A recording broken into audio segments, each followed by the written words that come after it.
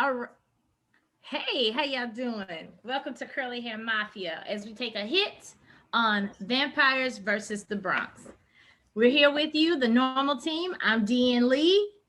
I'm Adverbia. I'm Dr. Rubidium. And welcome to Curly Hair Mafia. All right. I know it's been a while. Y'all miss us. Of course you do. Happy New Year.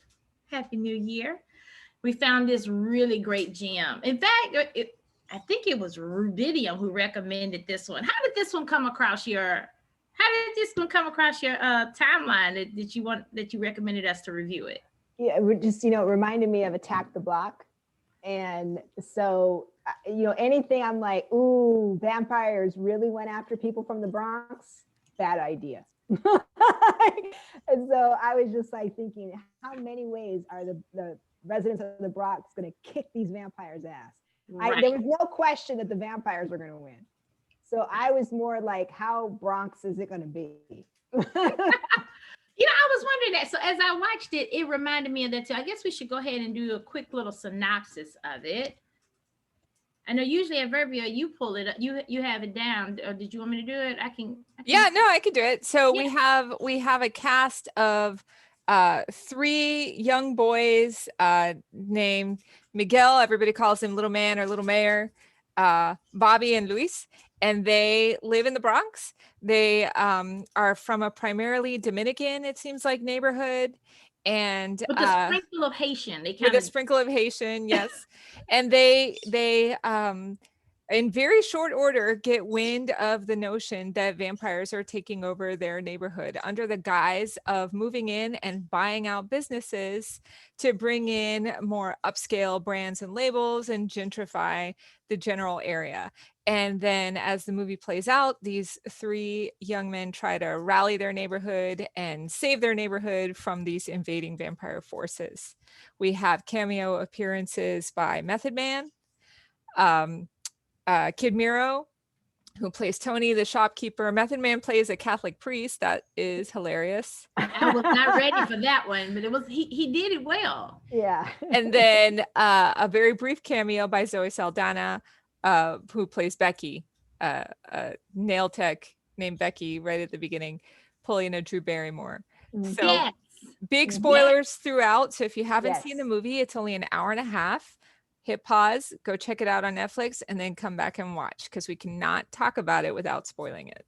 We just can't do it. So yeah, that was the first thing I want to say. Like, so my first thing was it was giving me, the whole movie was Attack the Block.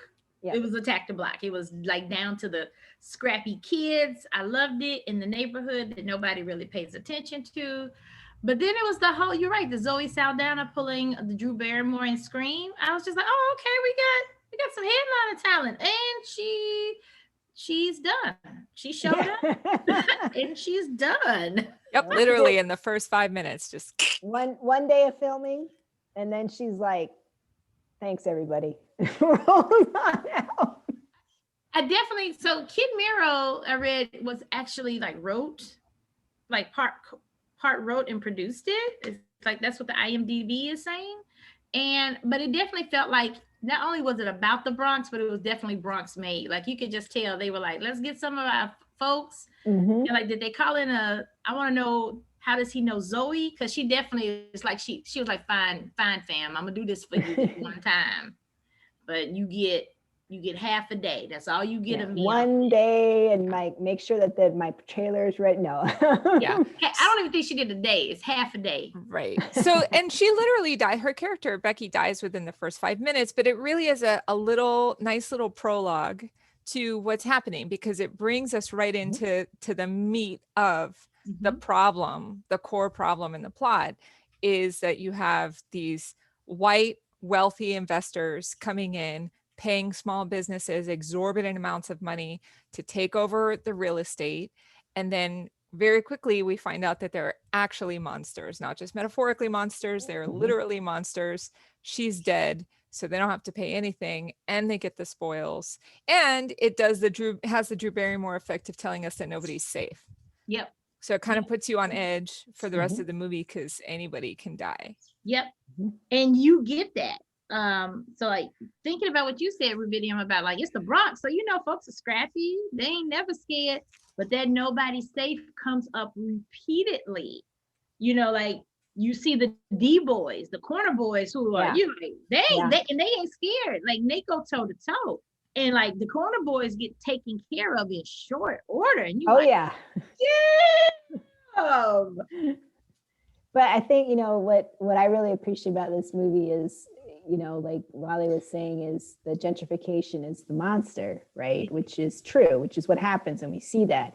But you get to actually, it gets to be coalesced into a monster that you can annihilate, right? But also the fact that they picked vampires that suck the life force out of someone, and in this case, community, it's very heavy-handed, but you also appreciate it because you're like, you want to be able to focus your righteous indignation on this particular set of monsters, which is a great, like, that's a lot of why we like horror too, is that to be able to say these big societal problems can be in this convenient package, whether it's, sometimes really huge systematic issues, and to be able to say, no, it's you four, or in this case, right, they're building this friggin' like hotel to like bring in all their homies and like, kind of all these vampires in this symbol. But the fact that they viewed this place as a disposable group of, Black or brown, which is, again, that's also very timely, right? When we think about some of the predatory stories we've heard, like Peter Nygaard, Jeffrey Epstein, where there's in certain victim selection, it's not a surprise that they've picked the communities or the victims, because while we all think they have value, that that's not a universal thing, that there are such a thing as disposable victims, and there are good victims. And this movie really kind of puts that in sharp relief, but allows us to have that visceral, yes, you're going to get what coming to you, right? Yeah. And I like that the movie also doesn't shy away from the internal conflict within the community. You have some members of the community that are like diehard, we're never leaving, this is where we live, this belongs to us. And then you have other members of the community that are like, we're getting out while we can. We have to take our chance as soon as we get it. So there's both sides of that, and the struggle in the families to kind of try to reconcile that tension. I'm so glad that you said sucks the life out of the community. I literally had that written here. Yeah. Sucks the life out of the community. The other metaphor for vampires as like the pale invaders was very effective too. The palest of invaders. The palest of invaders that come like thieves in the night. Yes. Literally, right? Like, and all of the stereotypes of like a butter store, which I was like, Danielle is like, what's the problem now? No, but like the type, all of these things where you're like, oh my God, so on point, right? Yeah. And it's just unbelievable. It reminds me of, what was it in Harlem where they wanted to rename it, like, what did they want to, some folks wanted to rename Harlem into like some other, like, you're just like Manhattan East or right, South, like, or like you're just like, and so that was really effective, right? And talking about that role of gentrification. But I also think about crime and all these missing people. I think that that's not a mistake, where you're also talking about the number of missing, say, Indigenous women and girls in both Canada and the US, the number of Black missing teens, of, when you talk about how it doesn't even penetrate the radar, but if you have one missing white person, it's like channel 11, channel 5, like it's this whole thing. Yes, send in the drones. You know what else I thought about? It just came to me. Oh, Soha. That's Soha. Soho. Right. Soha. Soho. Oh, that is. But you know what? I thought of, another metaphor that I'm just now kind of putting together in our conversation of vampires. So part of vampire mythology is certain things about them. And one of the things is they can only really truly invade if you invite them in. Yes. And I realized that, so their plan is backhanded, where we were invited, like we sold you the property, or you invited us to come in. So then now we're allowed to take advantage of you and exploit you because now you've willingly participated in it. And you hear that story in gentrification as well. Yeah. Like, well, the community wants us, they want these changes, they want nice coffee shops. And it's like people want nice things, but that doesn't mean they want to be annihilated in the process Of you get, yeah. of Yeah. enjoying a few nice things. And why, what was it? What was the reason again why they didn't have access to these nice things? Like, you know what I mean? When you go back and you go, oh, because it's you, Oh, right? but I manufactured the problem and I manufactured the solution. Right. But I love that because, like, you know, and some of we've seen this before, right? This isn't a totally original movie. We know that. And another callback to Scream is the fact that you have people that are learning about how the game is played from fiction, right? There's Yeah. that whole part of Scream besides kind of the Drew Barrymore moment. But you also see that, right, in say Shaun of the Dead, where they're like, well, what I learned from these various horror movies, or, you know, and again, we've seen all that before, but the part about the personalities, and again, it's intentional why they use vampires, and we can see why they use them for these various reasons.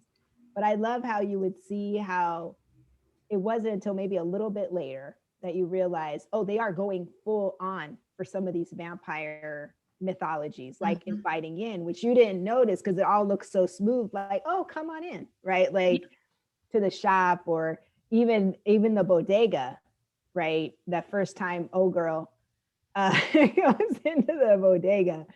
It's like some of these things are really well played, and you realize them pretty early on, but they handled that part really well, right? And even like a lot of the Blade stuff, I thought was, you know, super cute for them. I played it too because they called them, so the young men called themselves the Blade. So Louis, the young man who they tease and call him little brown Harry Potter, and what's funny it plays. They were like, whatever, little Harry Potter.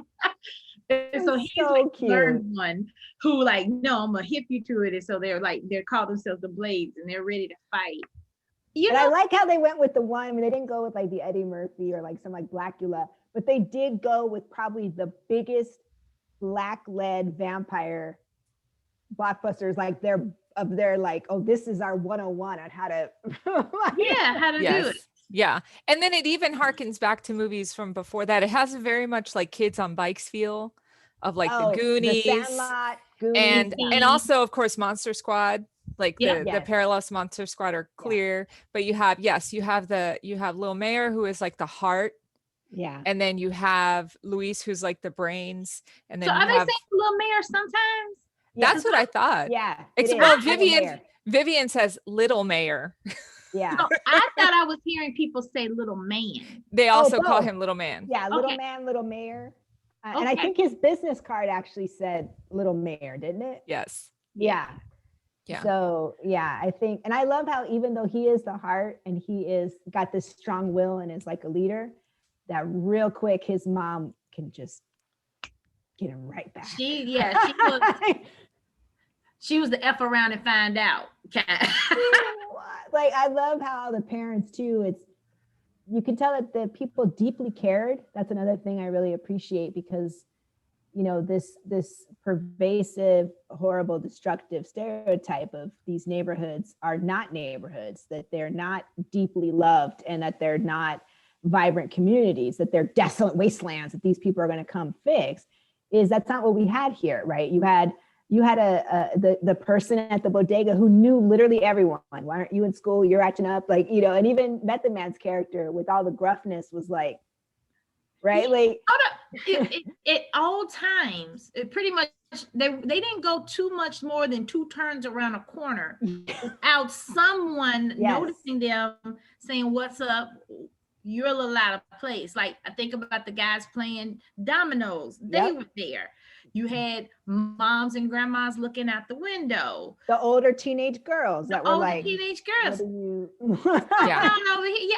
You're right. Like that's part of the play of it. It was beautiful. And I loved it. I love that portrayal of the neighborhood. You know, I feel like I live in a suburb. I live in not a suburb. I live in a very small town outside of a larger city.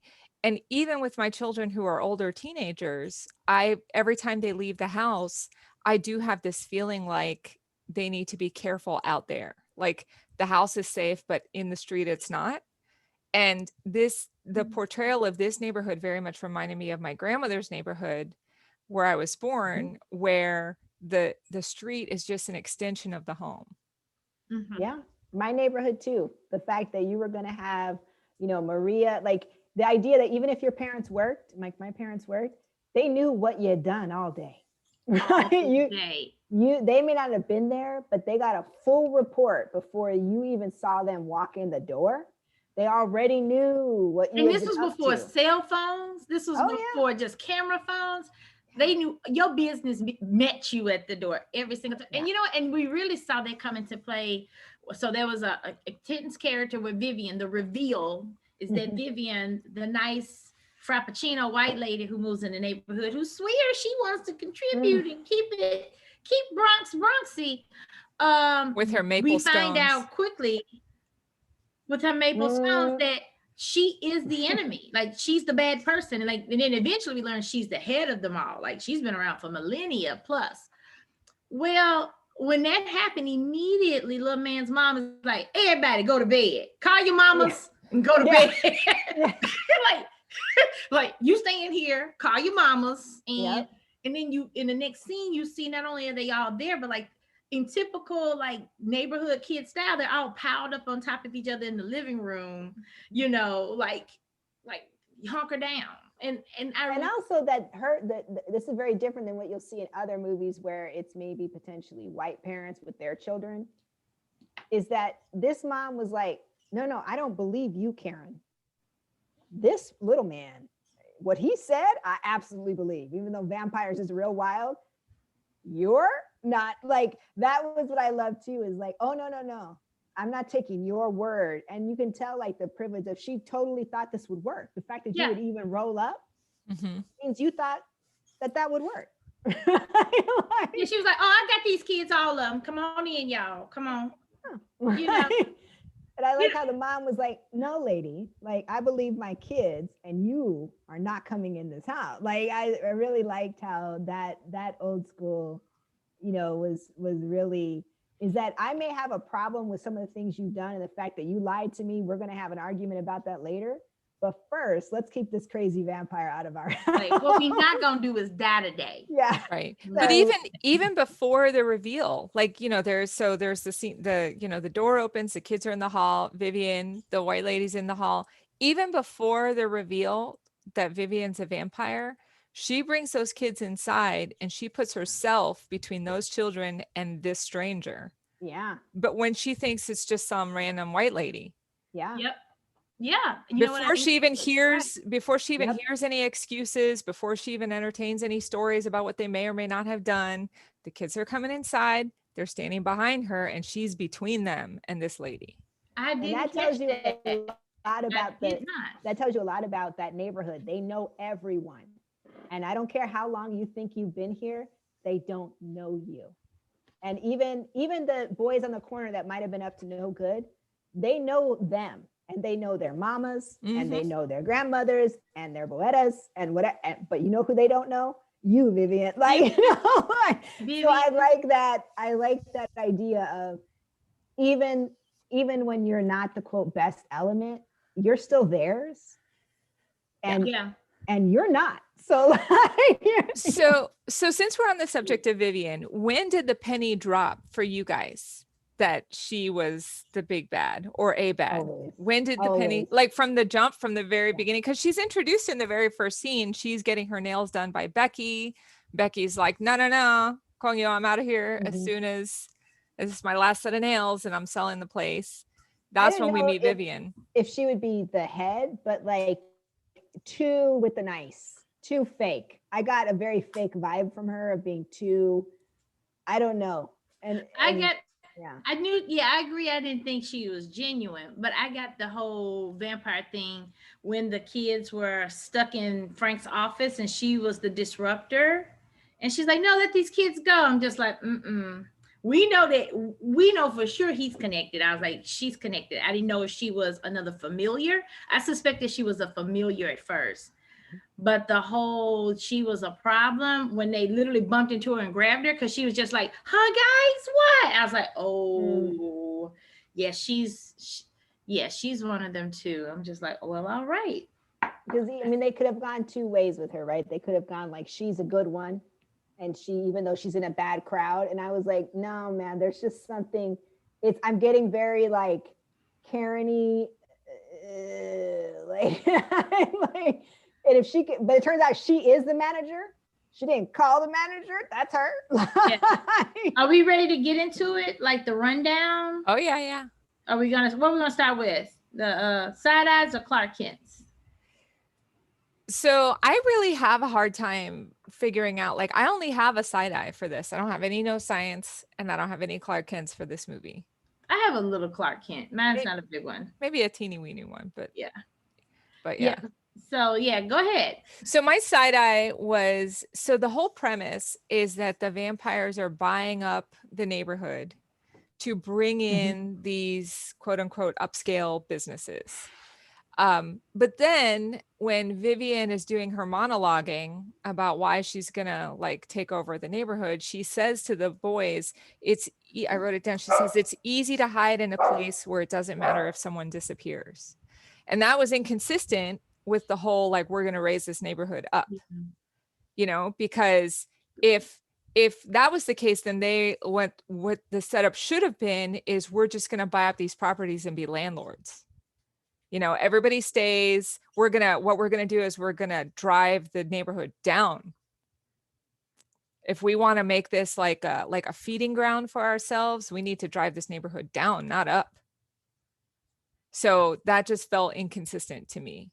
That of the internal logic of the story, if the goal of the vampires is to be inconspicuous so that Black and brown people can disappear, nobody gives a shit, they don't want to gentrify the neighborhood.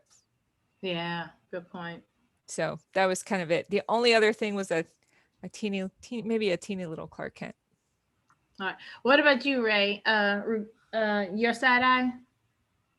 That's the thing. I mean, even with that same point that Lolly raised, I was like, who is going to be the people that support this business? So, because what will happen, right, is that you might have affluent Black and brown people, right? Great. There's tons of those. But they're not as disposable as poor. Yeah. I'm not saying they're not, because we know that that's not true. But you get to a point where you see, like, you've run that's not going to work. But I also don't think that this isn't a long-term plot, right?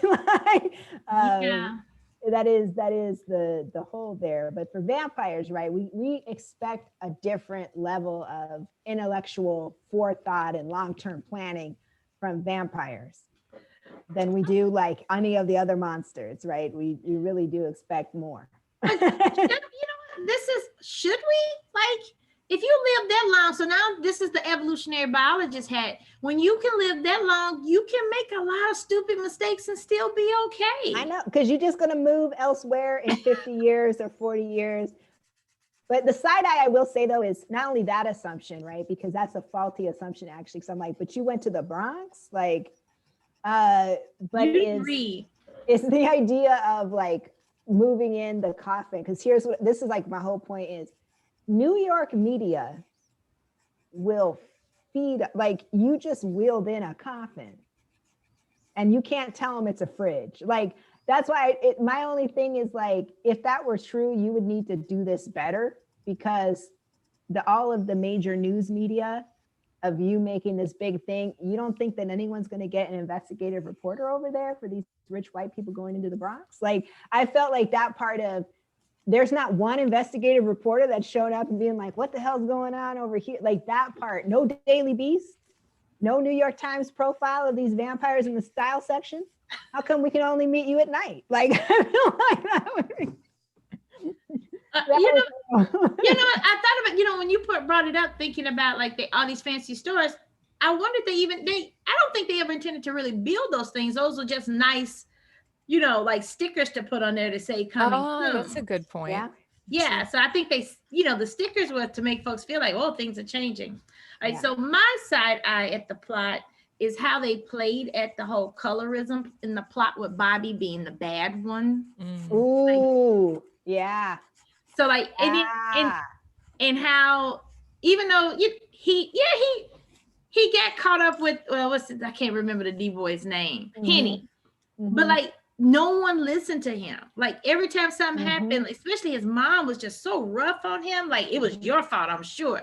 And like I'm like, you clearly haven't been paying attention, Bobby. I mean, yeah, Bobby's not the mastermind on any level.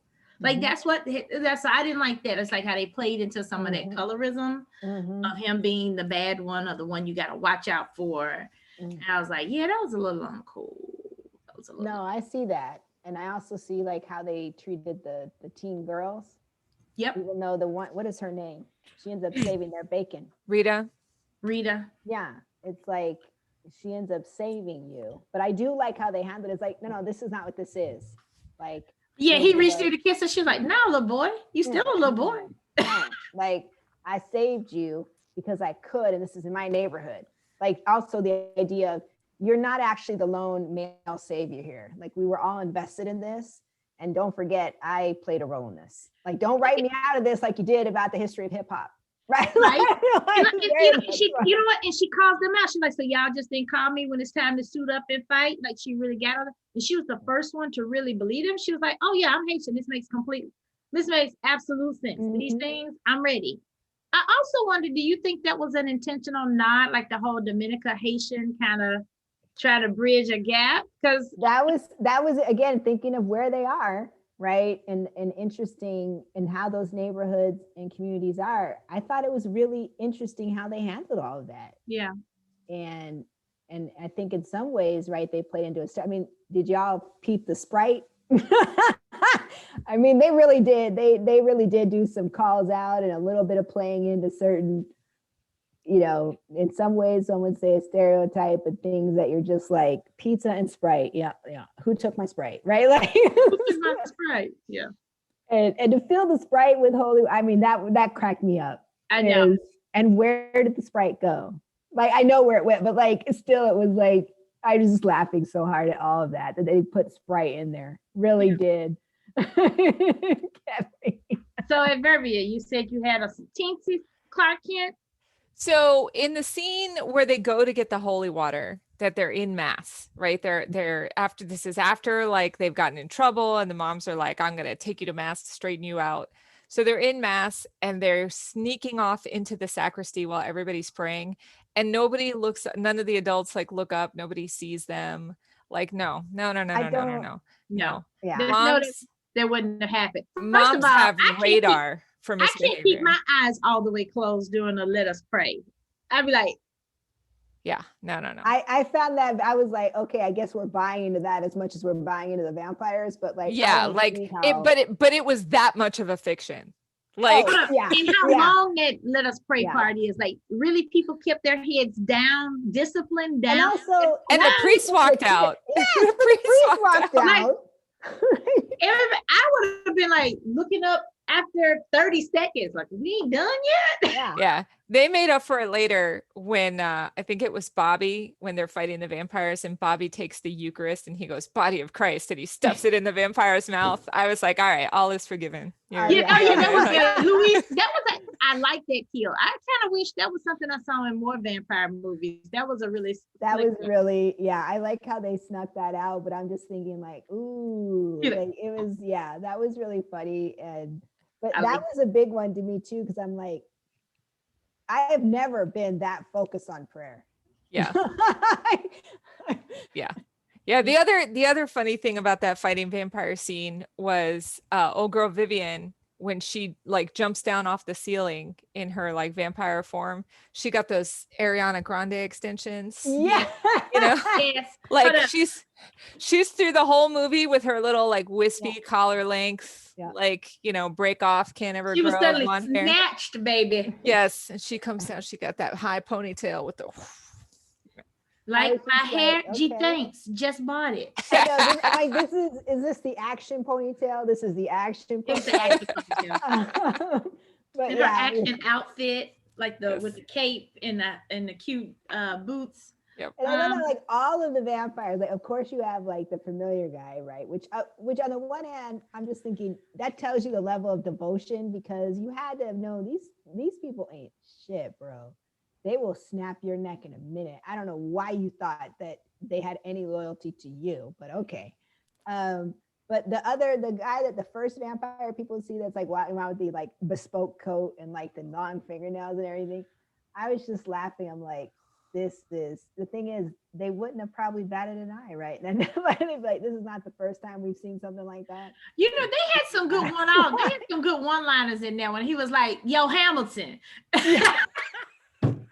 I was laughing. So I was like, that is facts. Like the fact that when it came out, if you saw someone wearing that, you'd be like, well, You went, okay, Hamilton, somebody's in the theater. Okay. all right, like this is New York, like it was like, okay.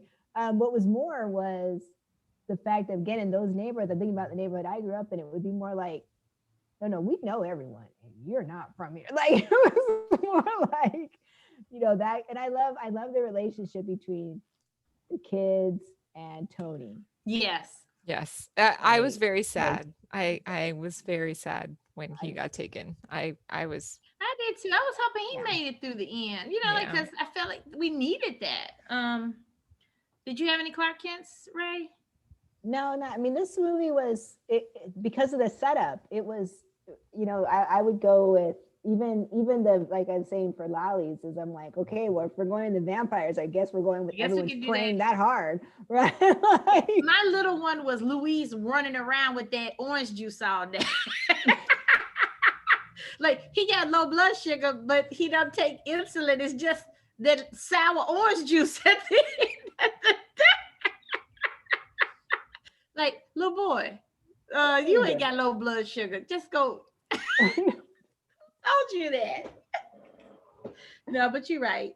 In my no science, I was like, it's not that it promised science, but it didn't promise science to not deliver. The most I came up with was the boiling holy water. I don't know if I remember that mythology in any other vampire movies that they make holy water boil.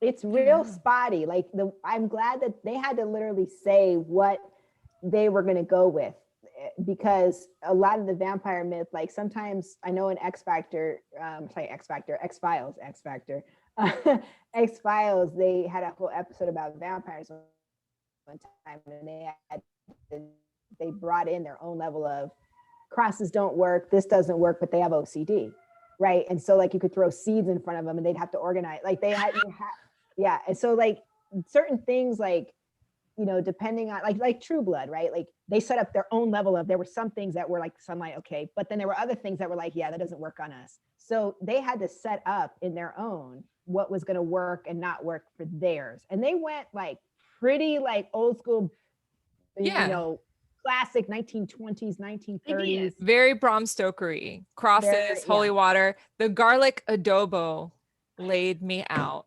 Yeah. When he sprinkle that garlic adobo on him, oh, but my God. When he stole it from the kitchen, his mutt like turned around and went to grab it, and she's like, only thing I was hoping for, because Vivian was dealing with the ashes, the blood ashes, I thought the adobo was gonna end up inside the vessel, and then that was gonna like destroy. But you're right, but I like the fact that it worked to kill a vampire. Like even at that level, it was just like. I love that they did go with some pretty classic stuff, about, certain things like daylight, like, and all of the kind of religious iconography, because they were like, okay, we got this, and this. Yep. But you know what I did like with the holy water? Because we've seen in other movies, holy water is good for debilitating them, hurting them. In this case, holy water became an early detection technique. It became tech. Like holy water was tech at that point. So they can be like, they're here. And they can literally, so I like that. Like that, out of all the vampire movies, I feel like I've never seen that before. They added a new twist. So in our kit, we need to keep vials of holy water so we'll know when they're nearby. I mean, even like in a sensor, right? Because if it's boiling, you should be able to see the steam. So I'm just thinking, like, if you just had it in vessels around a property, you'd be like, ooh, like tripping a security fence, right? But like, yeah, I think, and the fact that you had, someone who was aware enough to be like, oh shit, right? Like to be, Like, you are not invited. I rescind my invitation. yeah. And so like, and so it was, they did a good job of setting up, like, and the same thing with not seeing their own reflection, which that shows up again and again about the mirrors, about the video. And that's of course how Tony is like, oh shit, right? Like, which on the one hand is kind of weird. I know she's in the neighborhood for a bit. I felt like that if anything, that's my Clark Kent is, y'all were too trusty with this lady. And your mom wasn't, right? Like you pointed out rightly, Lally, is that she still was like, sure, but you get over it, like, so even the trust of just, you're an adult, I don't know, around my children. But I would think that Tony would have been, especially all he's seen being his position, they all seemed a bit too taken in by her niceness. I don't know, but it was too cavalier, too, because I would think, again, in those neighborhoods, there is an inside outside, and you don't talk to strangers. And so if you see one, it's like, not that you're rude to them, but it's like, I don't know you, let me just go right over here. Yep. So that, maybe that's my thing, is why did they, I think we know why that is, though, nice, attractive, conventionally attractive white lady who seems really nice and personable. I'm just thinking, like, if it was someone else, like the creepy white guy that looked like Hamilton, they were like, you right. Mm-hmm. Right.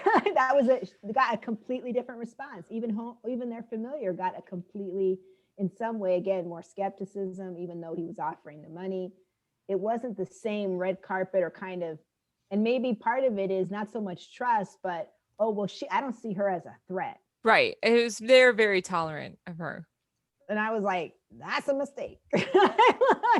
Not that it brings anything, but that was my only, in my vibe would have been like, oh no, like we can be coolly polite, right? Like coolly polite. Yeah. But overall, I thought the movie was very tight. It was very like the narrative really moved along. It really didn't slow down at all. It really ties up the plot very neatly. It had a lot of internal logic. The script knew from the beginning what each of those characters were there for. And that's something that I think scripts kind of have trouble with, is sometimes they write scenes for what needs to happen in the scene and not what needs to happen with the characters. And I think this particular screenplay did a really good job of focusing on the characters and what their motivations were in each and every scene. I think the three boys were great. Yeah, they were. Their performances were fantastic. And I think, sometimes movies really fall into the trap of like, we must be 2 hours. We must be 210, 230, to whatever. And I'm like, nah, man, I'm so thankful you kept it at a cool 93 minutes or whatever because it felt like just amount, enough build up, enough skepticism of, you knew the adults weren't going to believe him right away, right? Like there has to be that negotiation of that. And yet enough of it, like I did not, sometimes I have watched movies and go, even though a movie I enjoy, I'm like, could have lost 15 to 20 minutes. You could have cut. But I can't think of anything that they could have cut. No, they kept it very efficient and right on track. I agree. It was nice entertainment. I would also say other than the fact that it's about vampires, I would still let kids watch this unless you're the kind of people who won't let kids watch vampire movies. But it wasn't gross. It wasn't vulgar. It wasn't too violent. That's one thing they left out of the mythology. And again, that's very spotty. Is it wasn't a sexualized vampire. Yeah. It was a monster vampire. It wasn't like True Blood or like some of the things where you're like, whoa, you're not letting the kids watch this show. Right. Like, so I think that that part was really great. But yeah, I mean, again, kind of a bit Sandlot with vampires, right? Like a bit, I think. Sandlot meets Attack the Block meets Yeah. Scream. I Know What You Did Last Summer. Yeah. Yeah, very much like that. But I like, none of the kids got hurt. I mean, Yep. Yes, and I I mean that. appreciate that. Yes, there was hurt feelings. I agree with you, Danielle, about the colorism angle, and also, again, some of the hurt might be internal family dynamics, but physical violence was very minimal. Yeah, because you know what? I was worried for a minute that Bobby was going to be sacrificed. Like I felt like they set it up for a minute, like he was going to be the one to die. Mhm. And I was like, yeah, is this what we're doing? We're doing and they didn't. So once they got out of the place and he survived, then I was like, okay, he's fine. But I was afraid they were going to play that route too. Yeah, but I'm really especially I think when the movie came out versus when it was made and when it was released. This is the kind of movie where you could watch it with a family and it's still enough moments of being like, ooh, but nothing like, oh, yeah, and lots of laughter. Yes. Plenty of suspense because it had me like, don't go in there. Don't. But I would say that this is a family movie. I do too. I do. Because I agree. you had a little different types of families. You had aunts watching kids, grandparents, whatever, conventional, Neighborhood whatever, guys. never, but you had this family. It's maybe a little weird to say in the same way that Shaun of the Dead is a movie about friendship and family. It is. It is. I mean, you had, step parents, whatever, and the mom and the kid, but look at how they rounded everybody up. And same thing with this one is for all of the dynamics of the neighborhood, they made it very clear that not here. So it's like a feel good vampire movie. Yeah. And it ended on a good note with the block party, with the young lady who was the word from the streets, who tells it like it is. Can we talk about Oh Girl? Because I really appreciated that angle of bringing in the modern. But that's the other thing is, she was doing what a lot of these communities do, which is raising the profile of community issues and challenges in social media. And putting that part in there felt very timely, but it also felt authentic. You would have that person. That would be the IG. Like, yeah. And even in that one scene when Vivian goes to, like, I like that when she says, I can't stand, like, the Bronx sucks. That's what got everybody like, what you say about the Bronx? I know. They were like, grandma, everybody had to say, like, that's it. We all knuckling up today. And I love how they had the two friends walk through this tense scene. Yeah, when it was like a show. Like, girl, can you believe her? It did it. What? And you're like, it's like an evil showdown right now. Can you get out of this?